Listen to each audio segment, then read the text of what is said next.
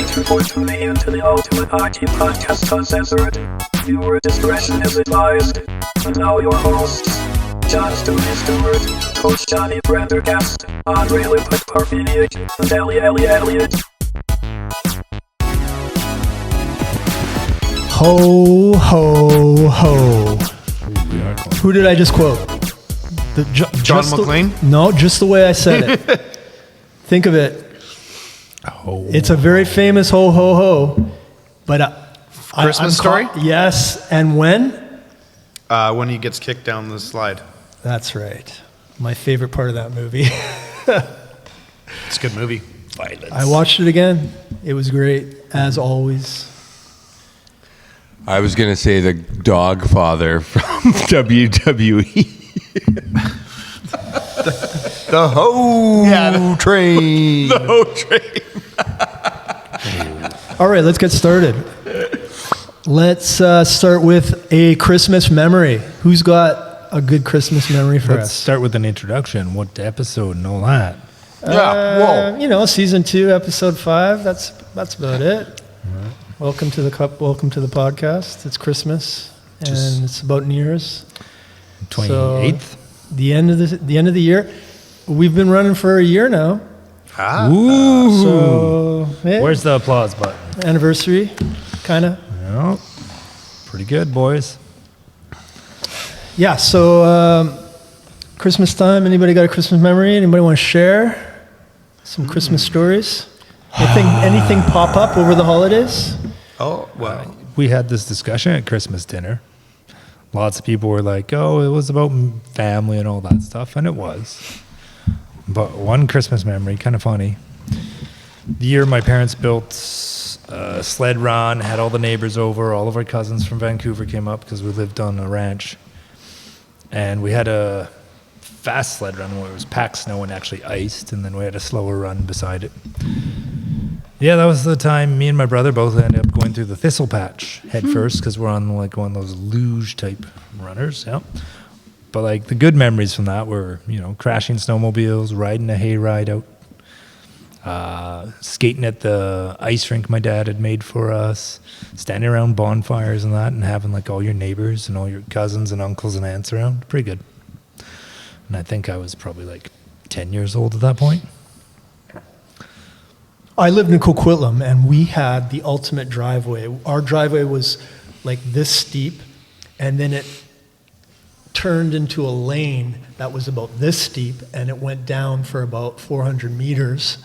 So we were just able to like rev up a toboggan and then just book it down this like no traffic lane. And then it used to snow back when we were kids. Yeah.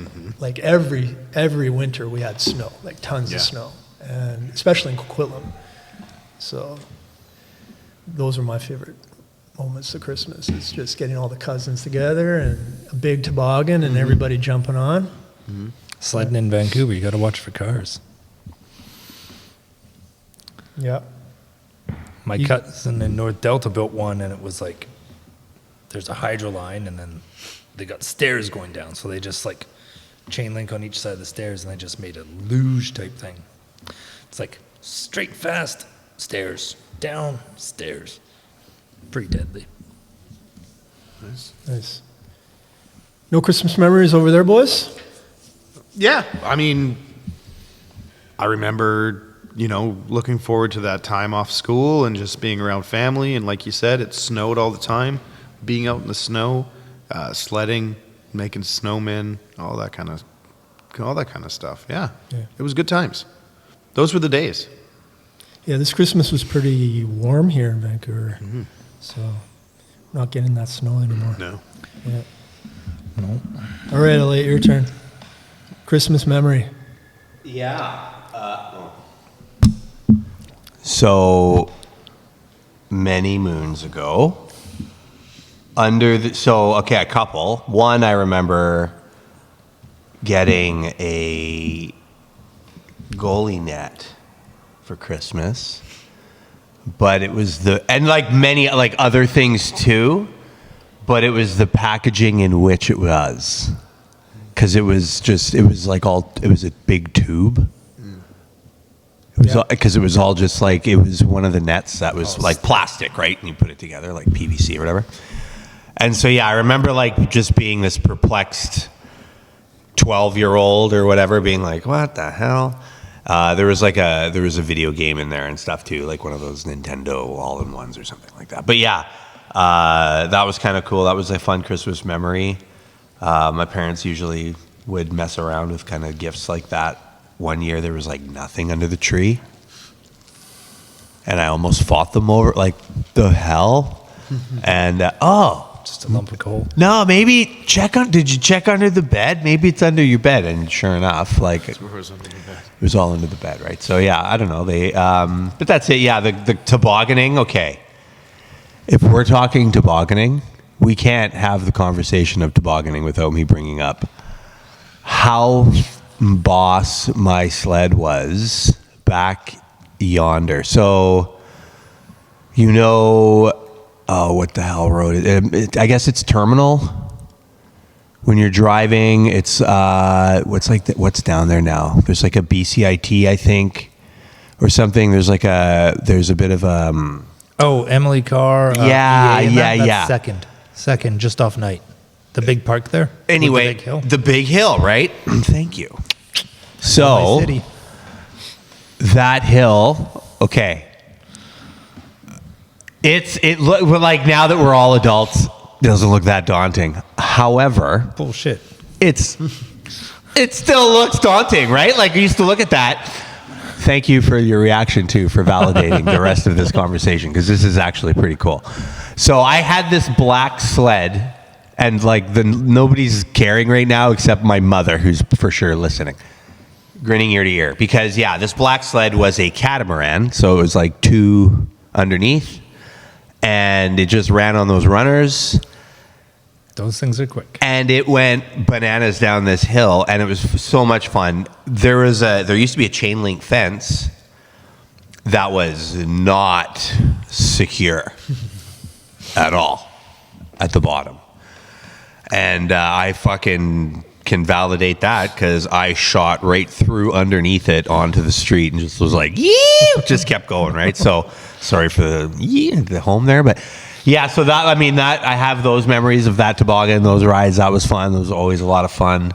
A couple snowball fights as like a really young kid, like making snow forts and stuff. But like, it's crazy, right? Because like, it doesn't snow that much down here now in the Lower Mainland, and people talk, like global warming and stuff. It seems cool, but it just, I don't know, it just hasn't been the right mixture lately down here, right? Like, it snowed, it did frost just a little bit last night. But like, nothing stuck, obviously, right? But do you remember snow days when you were in school? Weren't Yes. those the absolute best? Yes, because we would all go out and play. Yes. Right? yeah, but we're in Western Canada. They don't do that anywhere else. Yeah. So I lived up north. No, there was no snow day. The worst part was the cutoff in our school district is minus 32, minus 30. That's when you don't have to go wait for the bus in your jeans and your winter jacket and your runners. But the bus depot is the one who digs the reading, and they're like an hour's drive from where I catch the bus. So it's like, it's only minus 29, minus 30 today. This bus is still run. I'm like looking out my kitchen window at the thermometer. I'm like, it's minus 37 here. And you're out. Just keep moving. Just keep moving. Stay warm. Never had a snow day up north. No, I used to live in Regina, and we'd play hockey all the time. We had a hockey rink at our elementary school, and when I moved here, I remember we kept it going. Like, Como Lake in Coquitlam used to freeze every winter, and I remember going to Como Lake after school and playing hockey until supper time. So we got a good 2 hours of hockey in after school, and I don't think that happens anymore. It's got to be a pretty cold snap. There's like a place in Richmond where it kind of floods and then freezes down by Steveston, or what is that town? Yeah, Steveston. Ducks Unlimited freezes very easily too. Yeah. So we went there a couple times, my wife and I, in the last 5 years. But, the lakes don't freeze anymore. Trout Lake used to freeze all the time too.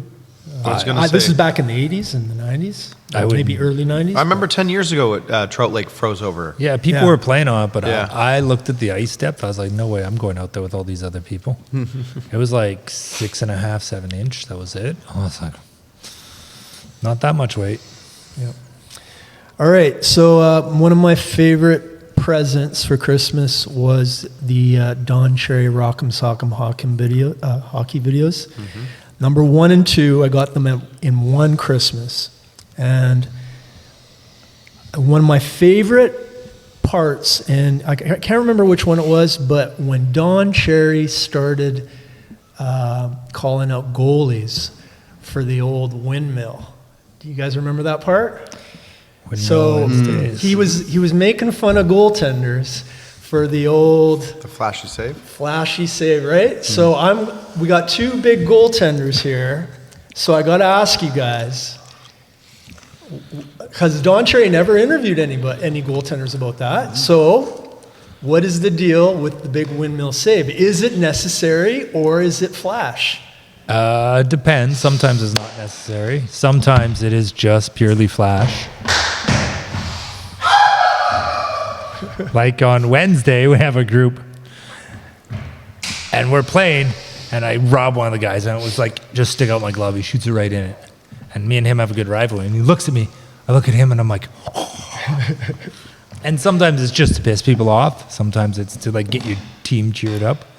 But other times you're just like swinging out there, and you hope you get it, and all of a sudden you get it, and it's going back, and you pull it forward. Sometimes it's not necessary. Sometimes it just happens. Got it. Elliot's going to be like, it's necessary. It's necessary. Show off. No.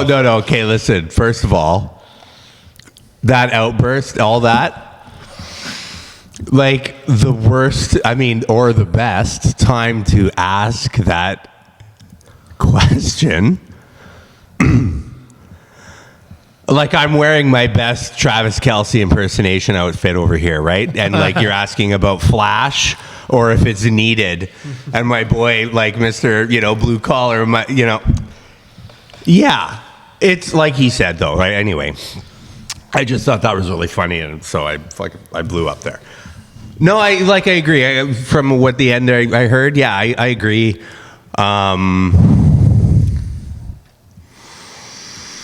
First, I'm trying to think if I've ever been caught.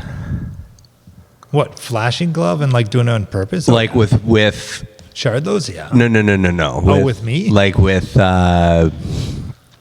Patrick Waugh, right? When it's up here and then boop in the net. Like last week or the last ice time we had, Ari did that. And we laughed because he's so good, right? Like he's usually on the ball about it, and he tried to like fuck somebody off with it, and sure enough, nope, in the net. Like, yeah. The best part was not only did he like, ooh, I made the save and it went in the net. Like, I don't know, 10 minutes later, he's like I used to be. He gets the save and it's like the last 5 minutes or something, and you skate up to make a play and you don't see anyone, you keep skating on that. But the guy he was flashing the glove with was just waiting on it, and he drops it from his glove as he's like skating well out of the net. Like he's beyond the hash marks already, dropping out of his glove and getting ready to stick handle with it. And this guy that he's been doing the flashy saves just dunk out of the air, puts it in the net. Pretty funny to add to him. Nice. But Elliot, have you done an unnecessary windmill? Okay. Yes. Unnecessary windmill, like to fuck the guy off? Yeah. 100%. Because guess what? It's also like get my boys riled up, right? Like get my guys fired up. Like I can't throw a big hit. Yeah. I can make a nice big save. Yeah. And if I want to be like, boop, ooh, to the guy after I do it, fuck yeah, if I can. You want to get in their head too, right? Sure. Yeah. If he's trying to get in mine or whatever, right? So like it kind of does depend, and like, but if you're doing that, all you young guys listening, 3 of you, you're opening yourself up. Because like, oh, it's up here. No, it wasn't it Luke Rubitaille who tucked it in when Waugh just rolled off him and in. Oh, but yeah, like whatever, right? Like so, you open yourself up to like the talk back, right? I mean, Patrick Waugh can say, "I've got the 2 Stanley Cup ring blocking my ear," right? Like, so he's got a good clap back. Should anybody say anything, but I just think, yeah, like, so you do have to be careful. You know, it's fun in beer league and stuff or whatever if you can like have that fun, but if you're doing it like professionally, careful. But like Fleury at the end there, he was kind of like windmilling some and stuff just for fun too, right? And like he's got that right. Nobody cares. I was gonna say there's rumblings of him coming back. Yeah, I heard Edmonton's trying to scoop him, but I don't think he will. I think he's enjoying it. I think he's like, he had his farewell, so. Yeah. But on the other side of it, I had a goalie coach who's like, what's more demoralizing, the big windmill? Or you make the save and it's, oh, I do that all day. Oh, that was easy. So. Yeah. It's a matter of opinion. Okay, moving on. This week, I found out that the character Seabass in the movie Dumb and Dumber is Oh shoot. Cam Neely. Yes. You didn't know that? I had no idea. And here's the funny thing. Yeah. So I'm getting ready, and I'm like, okay, I got to open with this today. And I'm working all day long, and a new player comes in, and guess what his name is? No joke. Seabass. His name is Sebastian, but his friend's dad says, oh, that's Seabass. Call him Seabass. I'm like, what? Are you kidding me? Yeah. And I'm just like, I just found out that Seabass from Dumb and Dumber is named is Cam Neely this week. And he goes, oh yeah, that's why he was named Seabass by his dad. Sebastian. It's because he's a big Cam Neely fan.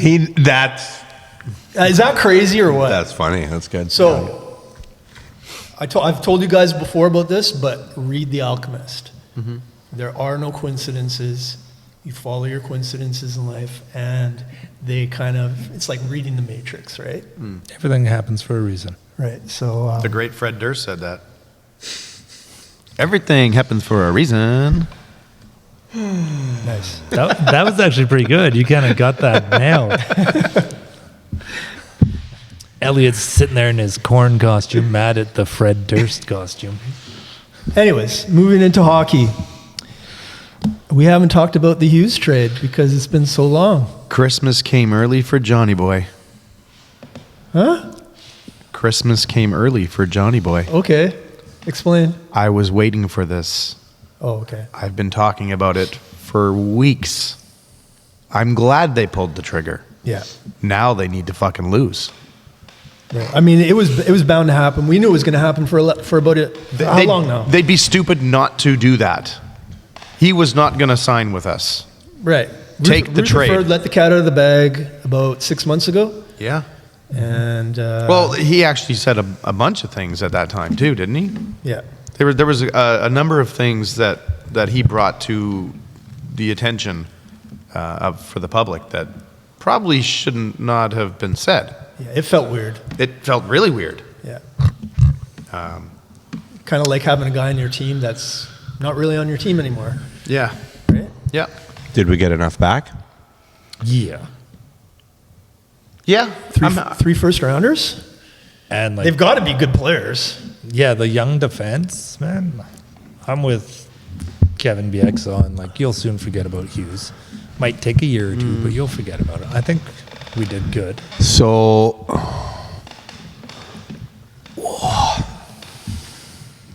if we got enough back, and those 3 year, okay, so we draft three guys. Now,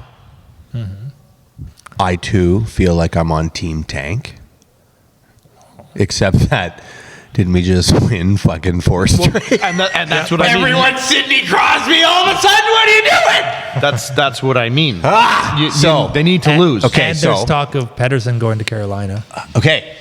But we'll get to that. Please, and Let's stick with Hughes first. Like, so, yeah. Do we want to just kind of stick with Hughes or the Canucks in direction? Because Stick with Hughes first. Hughes. There's a lot here to unpack.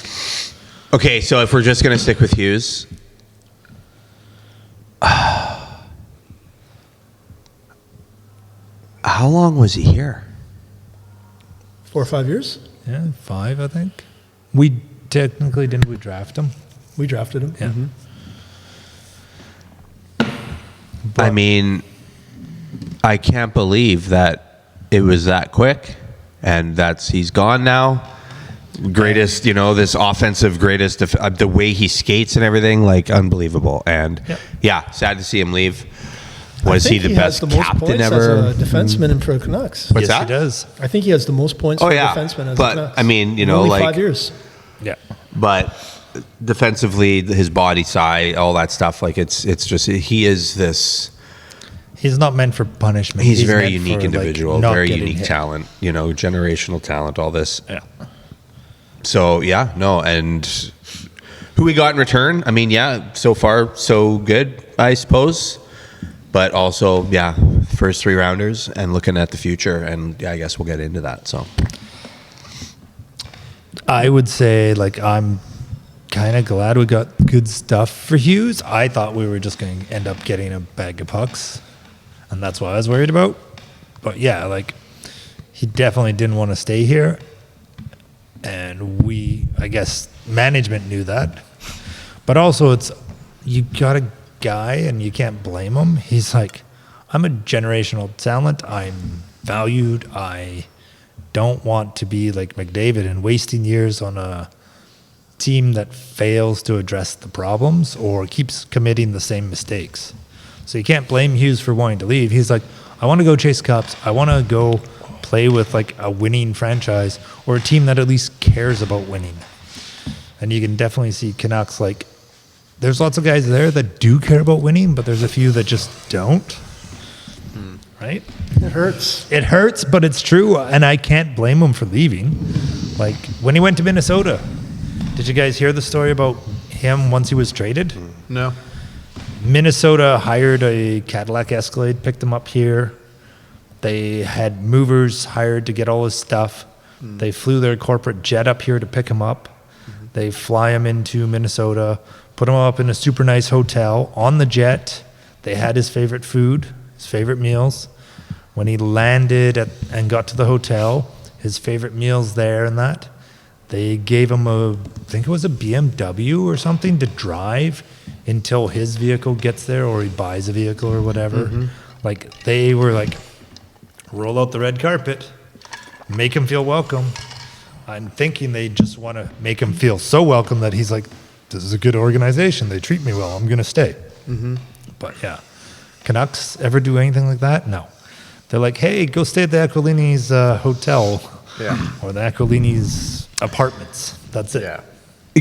what's this guy's name? We don't even have a practice rink. There's a guy, Gary Volk? Vanderchuk. No.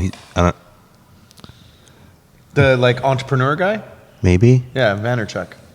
Okay, I thought it's something like that. Anyways, Gary V. yeah, he talks about something about there was a guy, client, big Jets fan. He had a spare Jets hat, and he remembered, and he gave it to him or put it in his hotel room or something like that. And it made the world of difference for this guy ended up buying or selling. You know what I mean? It was a huge game changer for him. Just a simple gesture, right? Yeah. Japanese gesture. Yeah. You're a steak and eggs guy for the morning. Your plane landed at 10. Hey man, here's lunch, steak and eggs, just like mom. That's huge. People remember that. Having your own the practice facility and stuff Hughes that's apparently a whole other thing, but just the thought, I think, they probably rented him the car that he drives already, what I mean, or something But Hughes also got a bunch of special jerseys in his hotel room when he arrived, and those were for his family. No. So with Hughes on the back or whatever. And yeah, but I imagine it's Yeah. the ones that you can't get, Yeah. the outdoor one or something like that. Cool. Maybe some past ones. But yeah, Japanese are really big on that. Like, if you can't remember the small things, they don't want the big things remembered for Right. a business deal.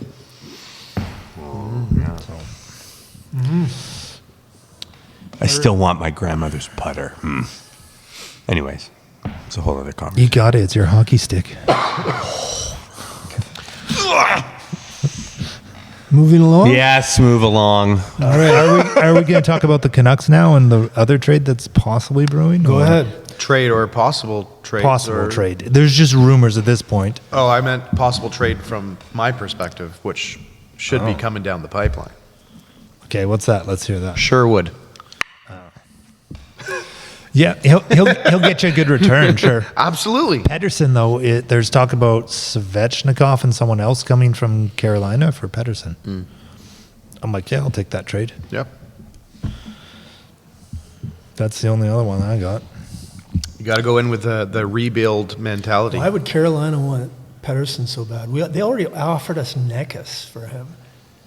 Yeah, I don't know. Maybe it's they figure that They're kind of built for him, right? Like they're kind of a fast. They like speed, man. I feel like that's Nekus was fast. he was. He is. Is he He's faster, top 5. better than Beatty? I think he's 5th in scoring. Petey's doesn't have that much speed the last couple of years. Oh, Nekus is faster than Pedersen by far. Yes. Then it's got to be the way they play or something. There's gotta be a Shooting. reason, I think it's something, yeah. shooting. But like maybe it's a straight up hockey trade, Or maybe it's a straight up dressing room Yeah, trade. maybe it's a dressing room thing. Hey, he needs a new fresh start somewhere. Does your guy need a fresh start somewhere? Yeah. Are they close enough? Yeah. Can they? Maybe it's something like that. Yeah. So yeah, but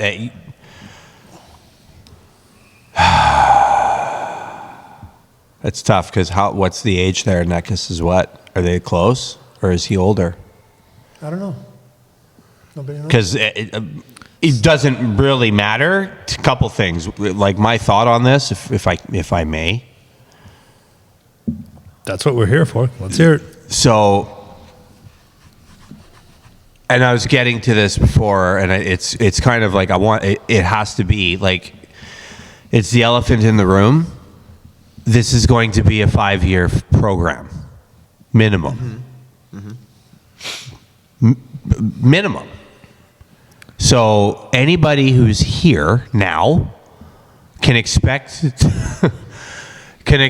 to like call in, with the flu, because it's going to be tough for the next 5 years here in Vancouver. We're not going to be winning organization. We're going to have to rebuild from the ground up. We kind of have already sucked some of the guys from the minors to the big boy show. So, how do you say it? Because I always thought it was just Sasson. Max Sasson. Oh, you know what's funny about that? Sassoon or whatever. Now it's different. All the play-by-play It guys screws me have up. been told to say it with a French accent. So you have to say it Max Sasson. Sasson. Okay. But so he's like, we pulled him up. I thought he was a great guy down there.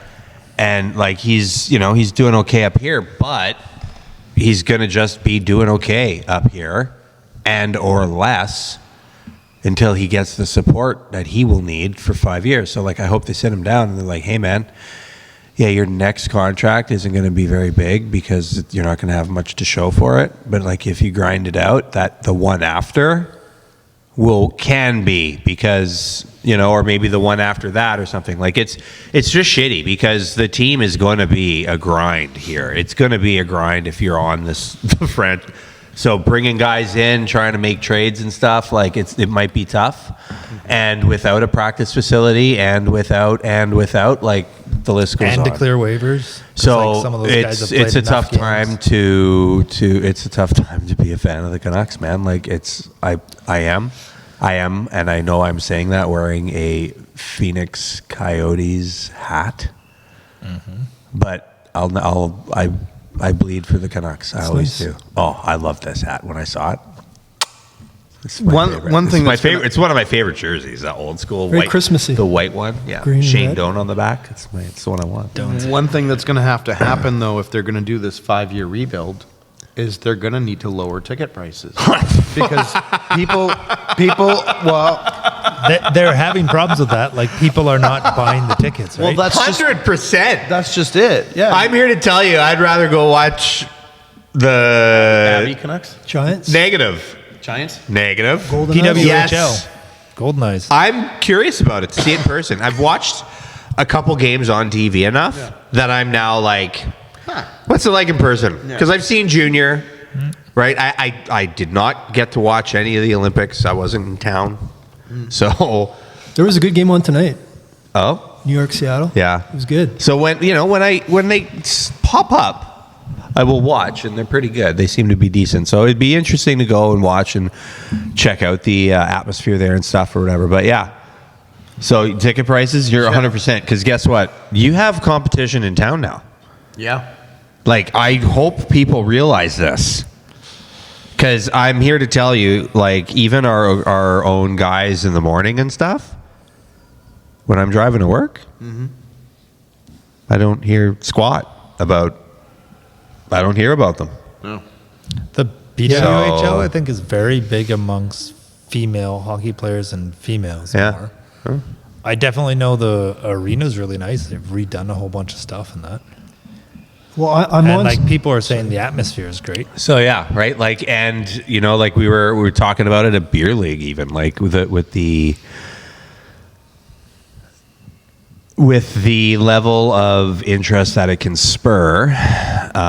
It could be like more girls hockey, more females are playing hockey. There's going to be more female ice times. It's going to raise ice times. There might maybe more rinks, but also not. I don't know. Anyway. It creates an interesting thing for hockey specifically because it's not like you can just go to a gymnasium and shoot hoops, right? Like, you have to go to a rink, a facility where you're like booking time and things. So anyway, it's just different beast, but Yeah. I'm all for it. I was going to say they've got some work to do. They're invisible on social media Yeah. because I am on almost every single popular hockey social media channel. Like I've been trying to compile a huge list of all the major social media guys. So I follow them with like Slapshot Alley and the Ultimate Hockey Podcast, and I follow everybody. And nobody talks about the PWHL. And all they have to do is connect with some of these social media giants and get their clips out there because they've got good clips. Like there are some girls that can snipe, and it would be great to have them on the social media giants that, you know, so get people to talk about these, like the supers. You got to make some Caitlin Clarks out there. You got to get some hype going about the good players because that's what builds up the team, right? You know, a lot of girls want to go see, you know, what's her name? Sarah Nurse. And that girl from Cloverdale, her name is Jennifer Gardner. She's got a great one-timer, but you never see them. And also, if you watch the YouTube recaps for these games, they don't do it like the NHL. The NHL, when there's a good goal, they replay it. Bing, bang, slow motion. You get to see it over and over and over again. Go watch a recap for the PWHL right now. You might see a nice goal once. That's it. So they're not doing a good job on social media. And that's where you're going to get the most interest from people because everybody's on social media, right? Not very many people are going to watch a full game. You got to spark their interest first before they start watching full games. You got to get them to like learn about the players. Who are the superstars? They're not doing that good enough right now. So, And start like the hockey pools and that. That was a big thing for NHL to like really try and gain popularity in the States was they made a lot of information available for the hockey pool guys that are picking. And it's like, oh, like you like hockey and you like hockey. The other four of us don't, but you want a hockey pool. Okay, we start learning, then we start watching. yeah, that's a good point. I don't know if their demographic of women so much do hockey pools. I don't know. None of my friends do, but like I imagine if they like hockey, or any sport, you get into it, you must do pools. Just none of my friends do. Another big thing My wife and I watched a game. It was Seattle's first game, Seattle Torrent. And something funny happened. There was like a goal, no goal review. And the play-by-play guys didn't know what the back bar was called. They were like trying to describe it as like the white beam behind the crossbar. And they didn't know it was called the back bar. And it made me think, you know, a lot of these play-by-play guys that you see like out in Seattle or New York or Minnesota or wherever, they're not even hockey people. They don't even know the terminology. And I see that a lot, even in the NHL. Like, if you look at the website, a lot of the stats are done like, was it a wrist shot? Was it a snapshot? And it's funny because I don't think very many people know the difference between a wrist shot and a snapshot. That's one of the things that I noticed in the NHL is that you get a lot of guys calling a wrist shot a snapshot, and then or vice versa. It's funny, but sir, on that, I did bring hardware, and you did look perplexed when I walked in with gear, because like to cover off, and later, you know, this is, and I'm glad we're recording this. I'd love to talk shop about shooting because I was watching some videos. And there's like, they talk about the new method, the new style of shooting, and I'm like, how Bedard with the pull and the twist. And anyway, to break it down with you, to like kind of like go through that, because it does seem like there is a bit of a hybrid shot now, where it is more of a wrist slash snap slash, you know, but you're not seeing many slap shots anymore. That's for sure. I'm actually doing a little project right now. I am watching every single goal in the NHL, and I'm documenting what kind of shot it is. And there are no wrist shots anymore. Maybe most of the shots are snapshots. And out of the wrist shot snapshot category, if you just take those two shots, because that's the most common way when a player loads up the shot and just takes a wrister or a snapshot, I'd say it's like 99% snapshots. And like 1% is a wrister. That's how crazy it is now. Like nobody, and the funny thing is that Austin Matthews was on that Colby Armstrong show. You guys know, when they bring a couch onto the ice. Yeah. It's called On the Couch. And they got into how to shoot with Austin Matthews. And Colby starts talking about how he pulls the puck, he separates, and then snaps it. And Austin Matthews makes fun of him and says, "What, you mean the puck comes off your stick?" So he's saying all he does is wrist shots. And he's pretty much saying, and he goes, "Oh, no wonder you don't score, because he's doing a snapshot." And I was just like, are you kidding me? Every guy in the NHL separates the puck and does snapshots. So yeah, I was watching, this is the point, like, and this is kind of to break it down with you. Yeah. In the process of when, like, he's pulling it in close, it's like because of your body mechanics, you're not going to risk the puck when it's here, right? Mm-hmm. So it's like so the way it's done there, it's one thing, I guess, but I've also watched, and there was some other guy talking where, might have been Matthews, receiving and like no dust off. Yeah, just receive and shoot. Right, receive, shoot. And even in that, the puck bounces. And I would call it a snapshot. Mm-hmm. But I was super impressed with the quickness, the smoothness of it all, and the one motionness of it all, right? Whereas, like, for me, for sure, and I remember this vividly because I've, I guess, done it in the last couple of weeks, received a pass and, like, as it didn't even off my stick, wrist shot, you know what I mean? Slingshot, really, more than anything, but I would say that was a wrist shot, where if it's more of a one-timer and, like, I'm taking a snap, that looks way different, right? So, like, the difference is there, where this is, it was like a very fluid snapshot. which is why I say maybe it's the design of the sticks where the flex point is now, blah, blah, blah. Like, they're so soft, right? Even when you see the big wind, like, you're not seeing the wind-ups up here anymore. Well, everybody's got a low flex now, Here, so give they it can't to do me. it, or they're going to Right? break their Yeah, stick. absolutely. Yeah, but also like now we're skating faster. There's less space. You only see a big one-timer where the guy raises his stick over his hips on the power play, right? But I was watching Euro Elite shooting at 8 rinks all this summer, and they were doing the receive on the far side of your body. You're stepping and shooting all in one. And Guido, who's like a very talented coach, he was saying it's a wrist shot. And I filmed it, and lots of it was, it's received, and as they step, there becomes separation. They're doing kind of a snapshot. But he's teaching it like a wrist shot, like you're trying to keep the puck all the time. Never like stop the puck you never stop the puck moving, and you're supposed to always be moving it towards the net.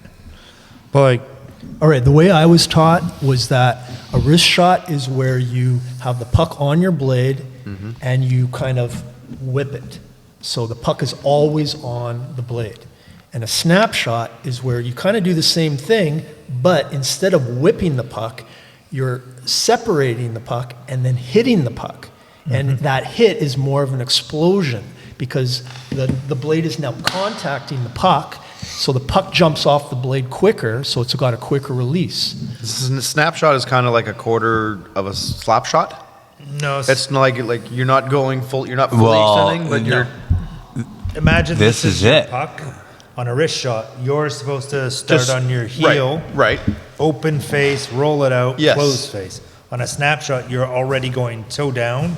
You like push the puck, get a little separation, you're pressuring toe down, and that creates a little flex, and then you hit in the puck, and that creates more flex, and then you're releasing all that flex, and the blade is actually Snaps it. snapping through too. Yeah. And here's the funny thing. There is no general consensus of what is the universal standard.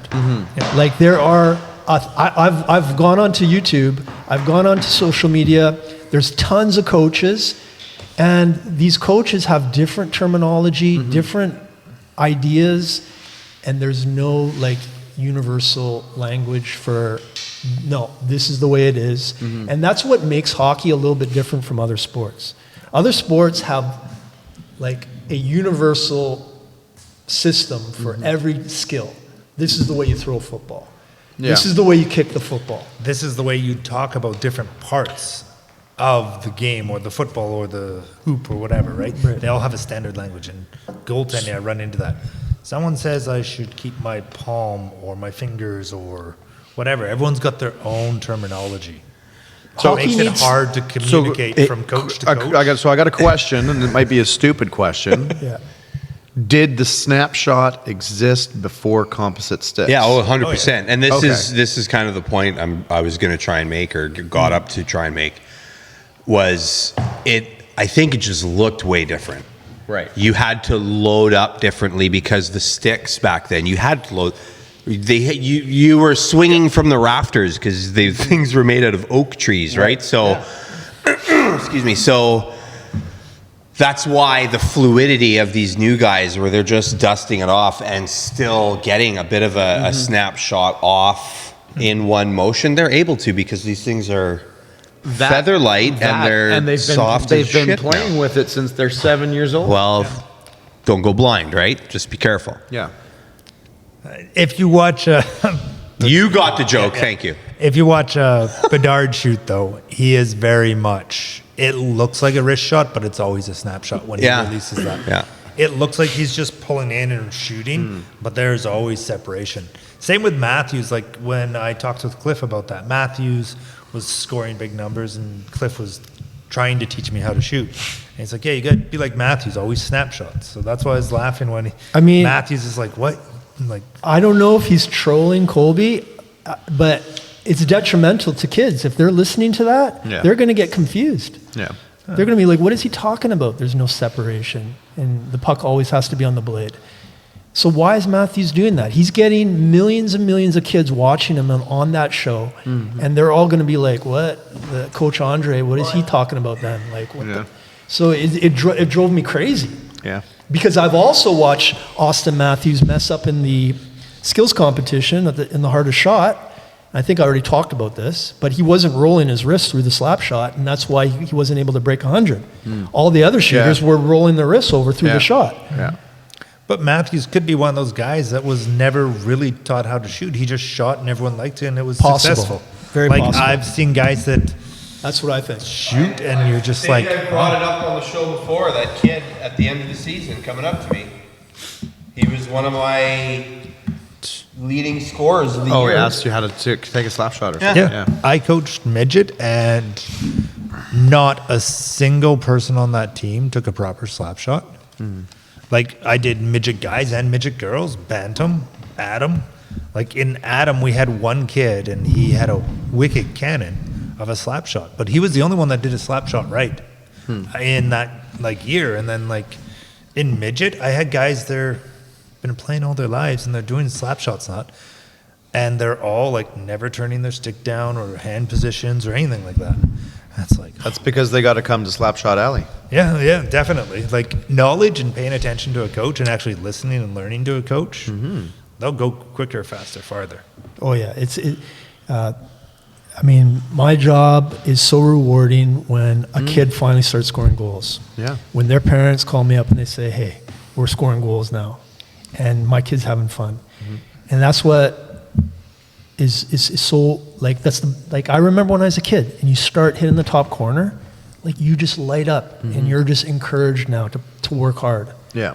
Right? If you don't know what to do, shooting is a very frustrating skill if you can't raise the puck. So the majority of my clients are those kids that can't raise the puck. But once, go ahead. No, I mean, finish your thought, but I want to jump in on Once I teach them how to raise the puck, boom, you see them light up, and now they want more. And what's the shot you teach them to raise the puck with? Wrist shot. Yeah, exactly. Yeah. It's important. Yeah, and actually it's a combination because a lot of kids have trouble with the wrist shot the puck slipping off the toe. So with a combination of the snapshot, there's a level 1, level 2, you teach them how to hit the puck and rotate the wrists, and that allows less margin for error with slippage because the snapshot is on the stick, off the stick, quick. The wrist shot has a long time on the stick, so there's slippage. And so a lot of kids have frustration with the wrist shot. So you kind of have to teach them at the same time. And it's the kids that can't get the wrist shot right away that the snapshot will help them out. Kids who get the wrist shot right away, boom, they're ready to learn everything. And they're stoked. Yeah. So, but yeah, love my job. Once the kid hits the top corner, boom, they're lighting up and they're ready, and it's one of the easiest jobs once a kid is like excited about learning. It makes you feel good too. Oh yeah, Right? Yeah, And the kid feels good, but Yeah. then my kid feels bad because he got scored on top corner. And I get in trouble. well, you're doing a pretty good job, when you get that big windmill save. Right? That's more Elliot's department. Got it. Like EJ. Let's move on. I was going to ask you. Well, you're supposed to stay in the podcast and participate. Well, there was some awkward moments there. The first cookie was delicious. So let's speak into the mic because you lectured me about that first. The whole world. Oh yeah, no. You know about this mic is another good thing about the microphone and the headphones is that you can hear yourself. Yeah. So that if you're speaking too care what I sound loudly, Who does you that can on ki- this you show? Can, you can kind of say, That's who. "Oh shit, I can hear myself." Like you did it. You said sorry. Yeah, it did pop a couple times. So it's good to be able to hear yourself, so you can say, "Okay, can the audience hear me or not?" And then you can kind of tone it down or. I like it because you get to hear what I've never been told to tone it noise. down before. Okay. Sorry, before we do move on, I do want to say on that point, or some of that point, because I do think it's important with shooting and everything. Yeah. We just heard, how much does that blue-blooded wearing whatever guy make? Matthews, how much does he make a year? 10, 11? 11? 12? 11, 12, I And think. he doesn't know the difference between the two shots, and he's saying all this crap into a mic. Listen, everyone. Not everyone is a genius. But also, not everyone can alliterate what they're doing on the ice. The hardest thing I ever asked my father was how to stop skating. He looked at me like I had what? You just stop. Yeah. That's how you turn your feet. stop, because he was born in skates, and he's got this city slicker kid now that's 9 trying to learn how to skate, right? So anyway, yeah, like I think the dynamics, like my point here is, parents, if it's important to you, pay attention at those 5 a.m. mornings to what that coach is saying, because if you don't agree, then have the conversation with the coach and become educated before you open your mouth to your kid, unless you have a higher level of education in hockey or something. Then yeah, maybe talk to the kid first. But I do feel sometimes, see, that's the thing, is I feel like that happens. If you have a higher education. And then whatever, right? But the coaching, like it should all come from the coach. If you have a higher education coaching or hockey or whatever than your coach, don't disagree with what the coach says, but add to it. Don't cut down your coach. No, and I'm sorry, I didn't mean for it to come across like that. I just want to make sure that's clear to everyone. Yeah. No, I think it's just important that like everyone's on the same page with like what's what and what's called what, right? Because maybe he doesn't see it as a snapshot, because to him he thinks that one fluid motion, it's all one. Yeah, it's the stick is, the bend. Yeah, well, it's bending and coming away from the stick. Not thinking, no, it's coming away from the stick. That's the difference. That feels different in the hands, right? You get that feedback in the fingertips. So, yeah. Just be careful with who you're getting your instruction from, I guess, is at the end of the day. Just do the education on it all. It's all very important. My saying is always listen to every coach you can and learn from every coach you can, because it's all just tools in the toolbox, and you'll figure out what's working. And you know what? Not everybody shoots the same. Yeah. I mean, if you look at Philip Forsberg, when he shoots, he is so disciplined with his wrist rotation. And there's actually very few players in the NHL that rotate their wrists like Philip Forsberg. He is so disciplined with snapping his blade as much as possible through the puck than anybody else I've kind of studied. So I love his shot the most. I like to use his examples the most. And I've got a guy I play against. He played ECHL or Europe or something. And he's before he shoots, his stick is loose, on these 2 fingers and these 2 fingers. It's not in his palm, nothing. Kevin Flathers. And he can shoot. I've been against NHLers. This guy shoots just as good as anyone else up there. But he releases and he's holding his stick with 2 fingers, and then everything's snapping. It's interesting. No, I've seen that. It's kind of like the martial arts idea of being relaxed until moment of impact. So you're relaxed until you hit that puck, and that's where you squeeze the stick. Yeah, it's just I had never when he talked about it, and then I started watching while he was shooting. When we were doing other drills, I was watching him, even filmed it. And I'm fuck, he lets his stick just float. Yeah. There's lots of ways to do the same thing. Yeah. Bruce Lee said it. He's be like water until strike. Right? Be like water. Yeah. Flow, fill the cup, become the cup. Whitecaps. We haven't talked about the Whitecaps game. Did you ask your boss if he can come Yes, I and did. do an Yes. interview with us? Yes. Okay, so we're going to save this Yes. segment for him then. Okay. Right? Let's not talk about the Whitecaps. Okay. We'll save it for next time, or whenever he comes. Yep. Because I'd like to talk to him about that game. I've got that game on video. I recorded the whole thing, I will talk to and him. I took out some clips that I'd like to ask him about. Okay. Have you guys heard about this guy Rick Westhead? Rick Westhead. Okay, so This guy Rick Westhead has been. He's a reporter. I think he works for TSN, and he did an interview with that guy from the Chicago Blackhawks that was sexually assaulted. And now he's kind of on this campaign of hockey culture. So he investigated the 5 kids from the World Juniors, and he's been when he came out with that interview on TSN, he started getting all these, not hate mail, actually support. Oh. And here's another story, and here's another story, and people say, like, tons and tons of contacts about people in junior hockey and having these stories.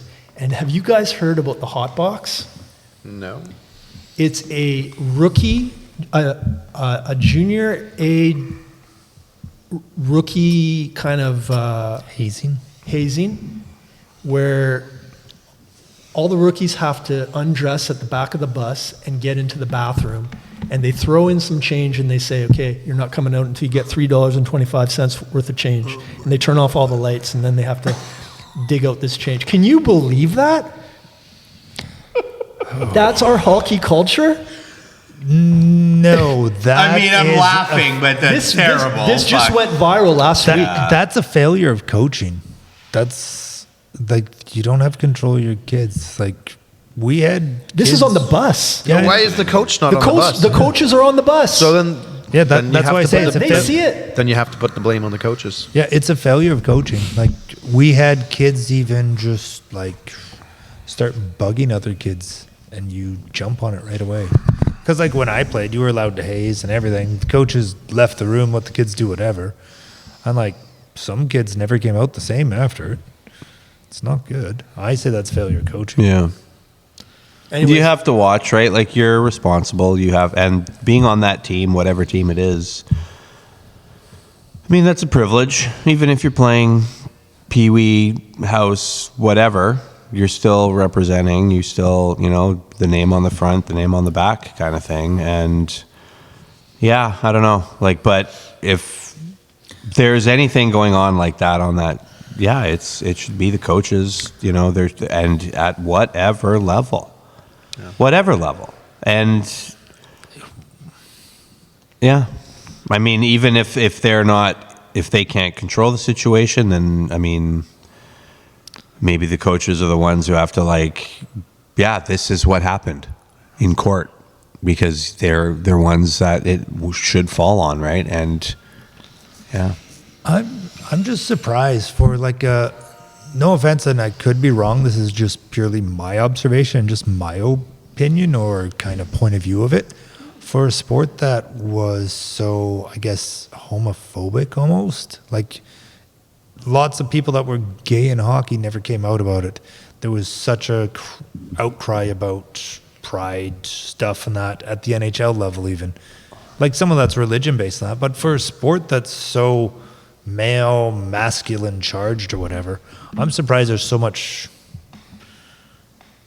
almost homosexual hazings that go on. I'm like, what's that about? Well, what his theory was is that this is why it happens, and why it continues to happen, is because when you have played your whole life, and hockey is nothing else in your life, that's all you've dreamt about doing, and you finally make it into the juniors, and you're a rookie, and you'll do whatever they say to be accepted.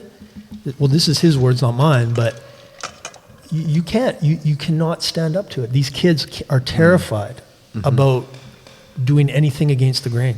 Yeah. So they just blindly accept whatever's coming because they can't risk it. Like, what happens if they refuse to do well, this? exactly. The other players can't.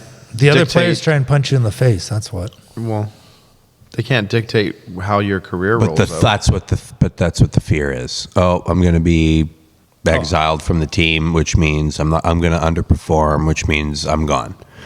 Right? Everybody's going to look at me as a cancer. coaches are going to look at me as that out the door, right? Like, no, man, it's a real thing too, like for sure. I was definitely exiled from my teams because I was like, you're going to try and haze me, I'm going to beat the shit out of you. And I didn't accept it. And my teams, like the social dynamics, even years later, those players ostracize me. Yeah. But, you know, a lot of people criticizing him for shining a light on the dark stuff in hockey. But if it's there, we have to. It's a tough conversation, but we need to start having it, that's for sure. I mean, because it's so obvious that, you know, it exists and we want it to stop. And the only way to stop it is to shine a light on it, right? So that's why I think that, like, people like us have to, you know, bring it out. And, you know, things like what's happening down in Dallas with, you know, them making it impossible for them to play hockey. Ice, We gotta shine light on that. And, you know, that's the only way to, like, solve these sickness and these diseases in hockey, right? What about, what was it, Colorado? There's a story about that we'll have to get to next week. Okay, so next story. Have you guys heard of the Minnesota Vikings and the reason why they never won a Super Bowl in the 70s when they went to the Super Bowl 4 times? Okay, so Fran Tarkenton was the quarterback for all those 4 Super Bowls for the Minnesota Vikings. And he was on a podcast last month talking about why they never won a Super Bowl. And do you know that his coach, Bud Grant, didn't let them practice before the Super Bowl? Like on the last game of the season, or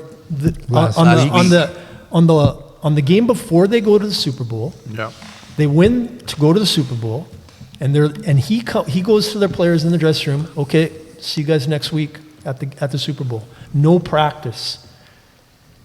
And then after his career, he talks with the other quarterbacks and finds out that they were all practicing, like hard practices before the Super Bowl. Oh. Mm-hmm. And then this is what happened to the Los Angeles Raiders when there was that conspiracy that they had been practicing a certain way, and the coach flipped the switch and took out the practice plan and said, no, we're not running the ball anymore, we're throwing the ball, the day before the Super Bowl. So that was John Gruden. Yeah, but Wasn't there they were going to another- win anyway. another Tampa team? was going to win that game anyway. Yeah. Yeah, but wasn't there But another Tim Brown team? and Tim Brown was on the team. So was Jerry Rice. They were on the Raiders, and they were pissed that the coach changed the game plan the day. And then I thought, like, Sometimes you have to change the game plan, though. yeah, but why? Football is a battle on the ground, for sure. It's definitely not X and O, just run. It's war, it's strategy, but... Yeah, anyways, have you guys noticed that a lot of podcasts are coming out with ex-players and ex-coaches and stuff like that? Yeah. It's getting good. Yeah. Have you guys seen the Brett Hull one? No. Yeah, he's got his own podcast. He gets a lot of old buddies on the show. It's pretty good. Sticking with football, did you guys see that Seahawks 2-pointer? Yeah. Okay, what were your thoughts on that? Yeah. So what happened there? Well, it was a wild, I mean, what a way to, like, game of the year, but also, like, I hate that the Hawks have now this crazy reputation for these, like, wild, weird endings to things, because there was the miraculous interception in Green Bay all them years ago. Didn't they and all call that the immaculate reception? Interreception or No, I something, thought it or yeah, anyway, Yeah. right? Like, so there's a lot of weird stuff, but yeah, so I mean, the rules are the rules, right? It was a backwards pass. Looking at the replay, it was like, was it though? But yeah, it was a backwards enough pass that got tipped. So the moment it gets tipped and deflected, and that it's still live because it's backwards. It's considered now it's a live ball on the ground, but everybody Just So kind it's a of fumble. Yeah, but everybody, because it was a throw, and the guys, it's like me to the water can. It's like It's a fumble. it's straight enough, but it's back, so it's a fumble. It's a fumble. And Live ball. Are you allowed to fumble the ball forwards? Well, you can't, but the defense and all this, and it was because they tipped it. So Buddy just picks it up in the end zone because And when did the whistle blow? it didn't. Are you sure about that? Yeah. You haven't heard it in the replay? Like even if like The it whistle wouldn't, blew. it did blow. Before he picked it up. So So it was basically a 2-point But play. so okay. Whistle blew. When? Where was the ball? The ball was dead. Was lying in the end zone. Okay. Nobody had picked it up That's yet. right. Nobody picked it up yet. So it's a And fumble. the whistle blew. Whistle blows. Right. Still nobody there, And then he picks it up. and he picks it up and he gives it. And they didn't call a touchdown then. They reviewed it. Well, they had to review They have it. to review it. Right. They have to review it. So Yeah. So they don't have the audio set to hear when the whistle was blown? Yeah. I mean, it's the totality of the situation. Like it's because like if there's no struggle for the ball at the time, like they're like, okay, well the whistle was blown early, the plays kind of I don't know. I haven't heard that. I don't know what I haven't heard that. All I know is that was a wild part, and then the ending was the ending. Well, the worst part of that game was the fans leaving the stadium Yeah. like well before like the fourth quarter. The best part of that was, did you see Richard Sherman's reaction? Oh, no. Did you see his reaction? No. Oh, maybe. Oh, he was loving it. Yeah. He was loving every minute of Yeah. it. It was great. Yeah, I saw like a still of his Yeah. his Yeah. reaction or whatever, but yeah. On a Thursday night Yeah, football. no, that was a wild game, and I definitely want one of those jerseys. I was now. just gonna Oh say- my I was God. just gonna say that jersey I was saw like a quick video of the helmets being put together, Yeah. and I was like, oh, it's like a sticker. But I was like, but boy, that iridescent color shift is fucking dynamite. Yeah. And I'm like, the gray hawk on the side, that looks pretty good. And then I'm like, oh, it's going to be a gray jersey, I guess. And then I saw the next, I don't know, slide or whatever was the jersey with that number. Oh, with that number, give me. So I don't know. I definitely want one. I saw the price. I hope my wife doesn't see the price. But it's like, which jersey do you get? Better than the color rush, though, right? The green, like Yeah. Because I still like those, but Because- I'm so glad I didn't end up paying big money for a number 12 that was what they of it used or to something. play with for Thursday Yeah, night that was football. their color number. Well, that was the league. I think everybody Yeah. had A like color the rush color rush jersey, but for now Thursday night football. Yeah. now they kind of just do like a third, like a random. I think they have a couple. Some teams have like 4, but like because the Bengals do like an all white. Yeah. that looks. I Really just good. saw think Minnesota that one actually looks had an good. all-white They one. did. That was They pretty did good. one for Christmas. Yeah. I think. Yeah. Anyway, we're shooting the shit now over here. Sorry. All right. Us girls talking football. Okay, so before I get into my top 5, I was thinking about the Kyle Palmieri goal where he tore his ACL. Okay, so he goes down a corner, tears his ACL, he goes down, play kind of leaves the zone, but they bring it back in the zone.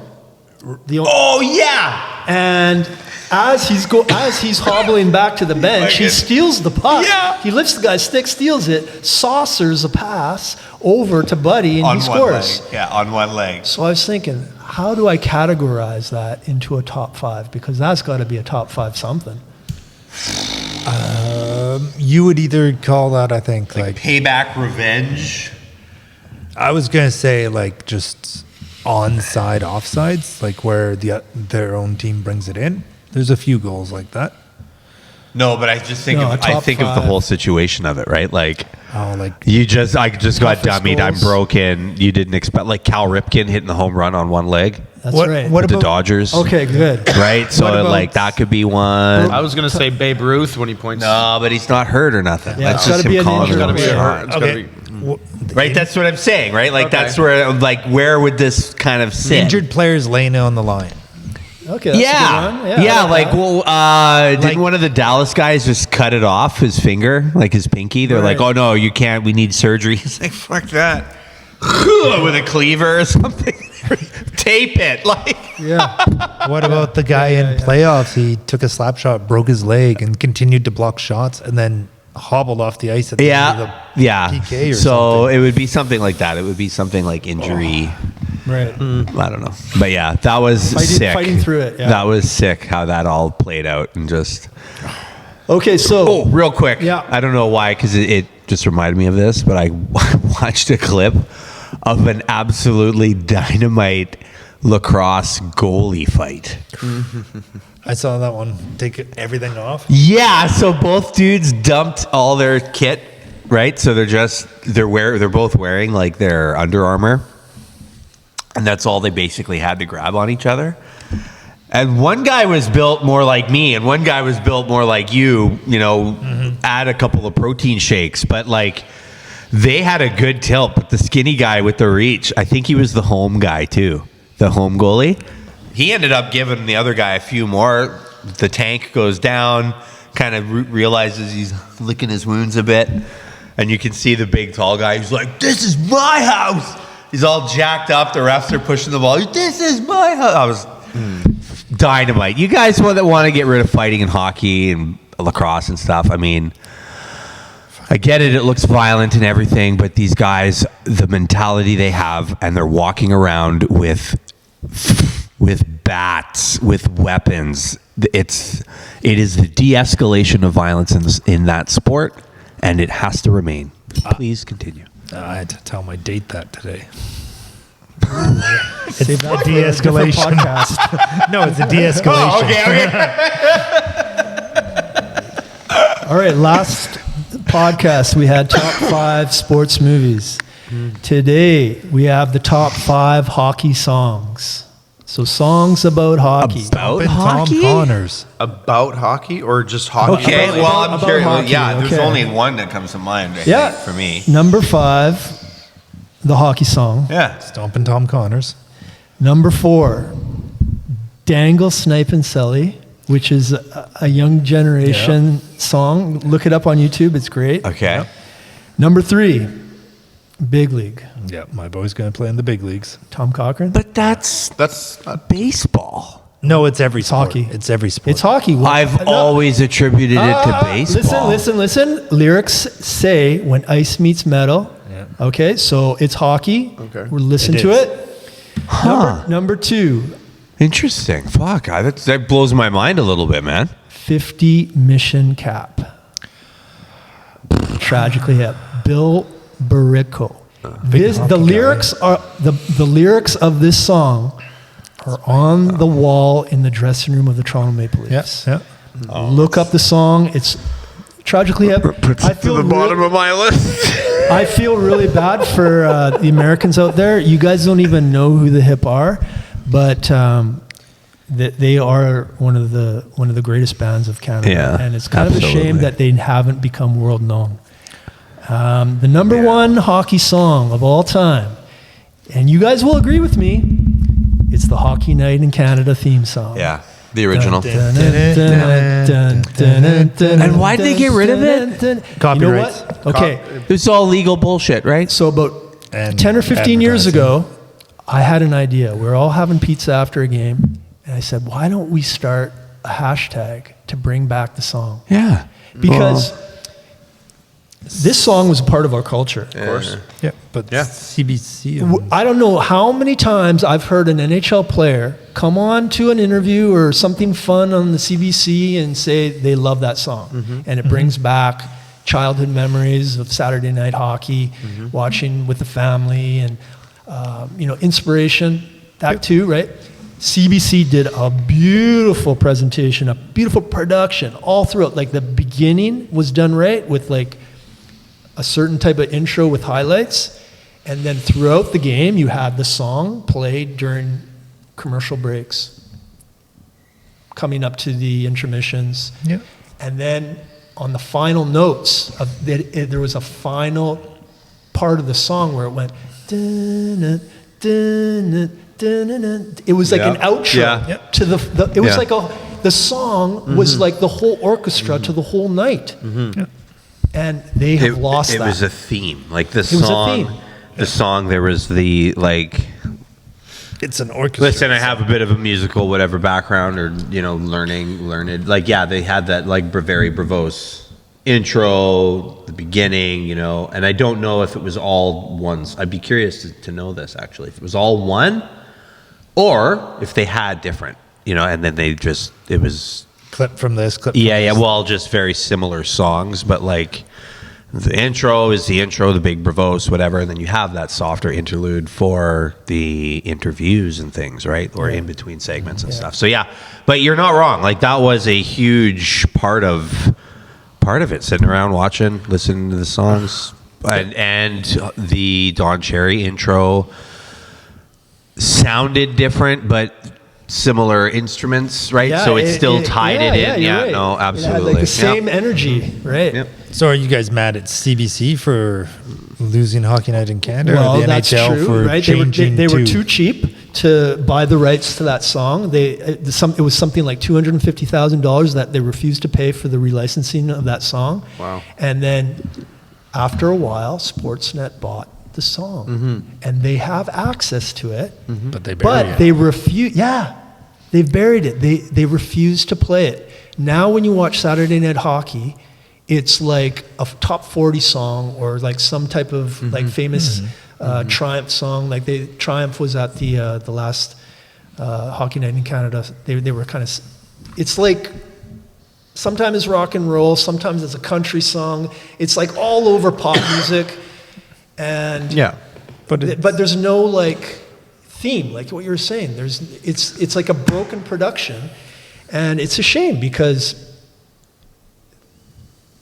what was that? That was part of the hockey culture, and they took a big part of hockey culture and they just threw it away, and they tried to like make something else. Like they had that competition Yeah. for a while, and they tried to build up another song and that was different or something. That never It worked. never worked, and it never really clicked, and now we have just hot mess. Two songs that I'm actually surprised are not on your list. Okay, what are they? And it's not so much that they are hockey songs, they are associated with hockey. Okay, Ooh, okay.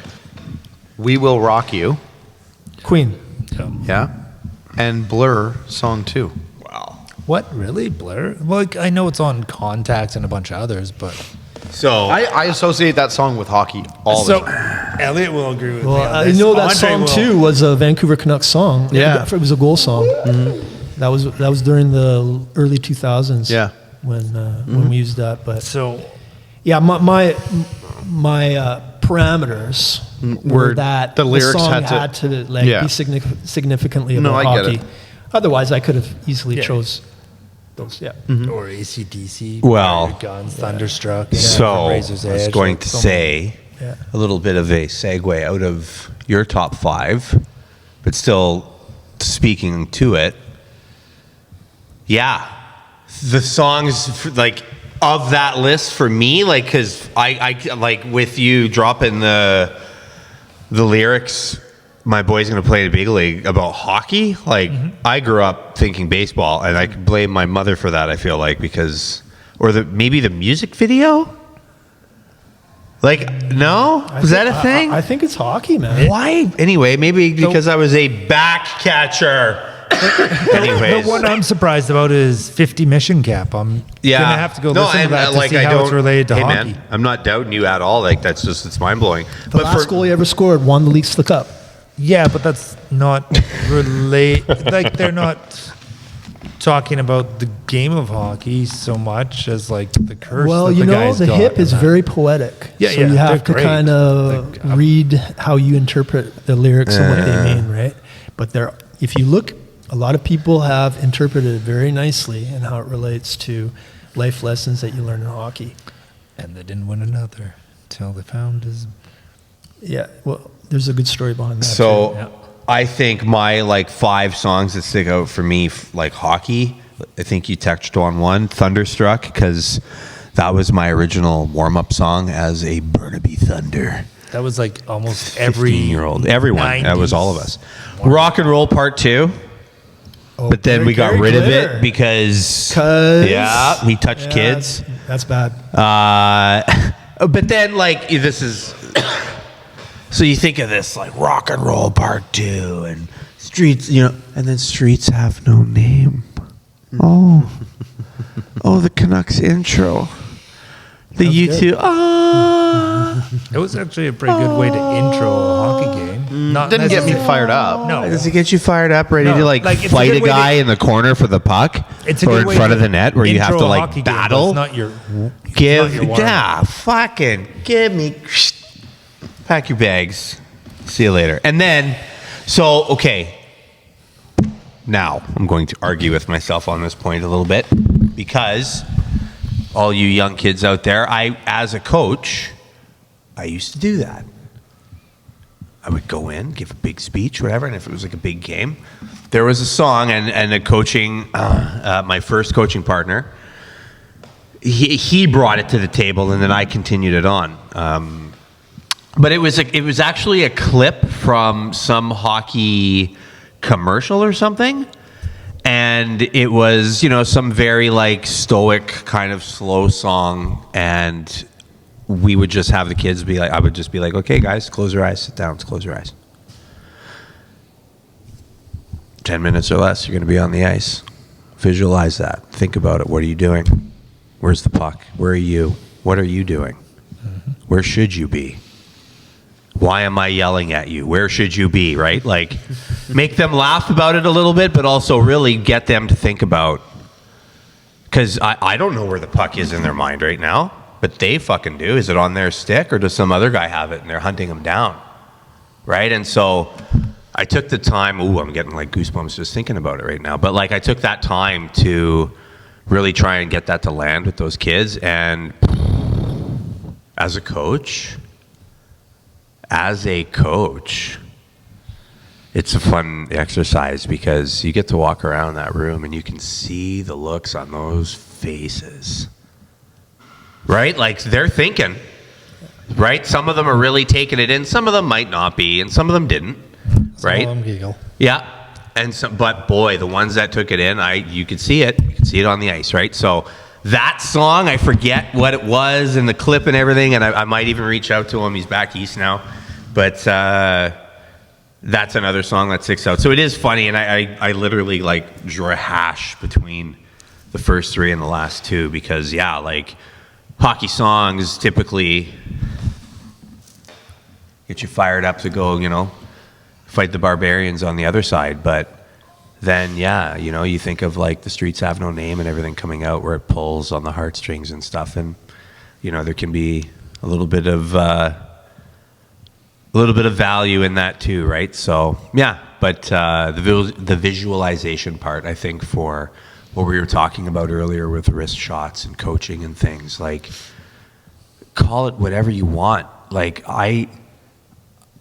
I'm a jiu-jitsu dropout and I'm going to try and get back into it, but that sport's terrible for learning stuff.